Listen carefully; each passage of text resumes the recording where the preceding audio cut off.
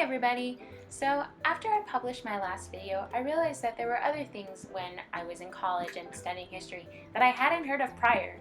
One of them being Turabian formatting. And don't worry if you haven't heard about this. Neither had I up until 4 years ago. Which is why, for this video, I'm going to give you guys a brief little introduction on how to cite sources in Turabian, particularly books, journal articles, newspapers, and websites. I do strongly encourage pausing when you see the source you are trying to format in this video, just so you can go ahead and look at the pattern.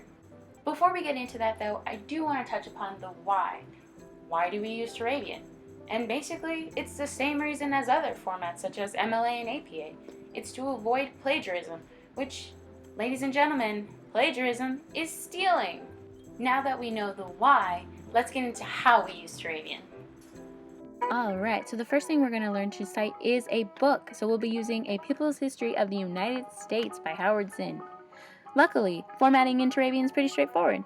You'll put the first and last name of the author, the title of the work in italics, open parentheses, city, state, colon, publisher, the year of publication, and the page number you were getting your information from. Oh, but something important is coming up. That little star on the right.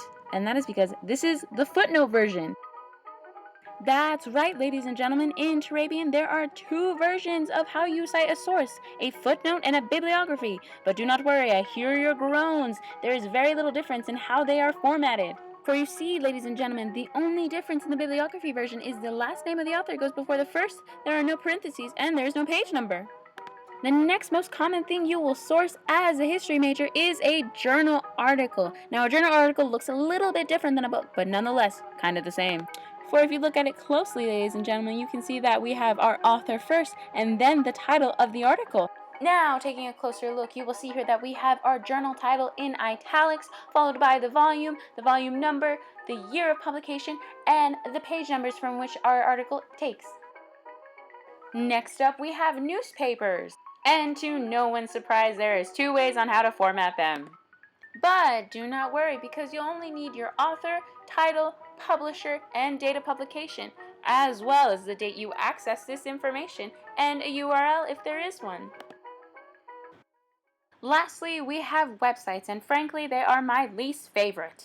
Surprise, surprise, you'll only need your author, the title of the page, where you got it from, when it was last modified, when you accessed it, as well as your URL. Now, when you're putting it in your bibliography page, you do not need your URL. Just block that thing right out, and you've successfully cited a website. Whew, we got through it. Now, there are other things I could talk about, such as shorthand and IBIT and rules when using them, but I'm a little out of breath from that spiel that I just did, so maybe I'll save that for another video. Let me know if you guys want that. Until next time, please wear a mask and stay safe.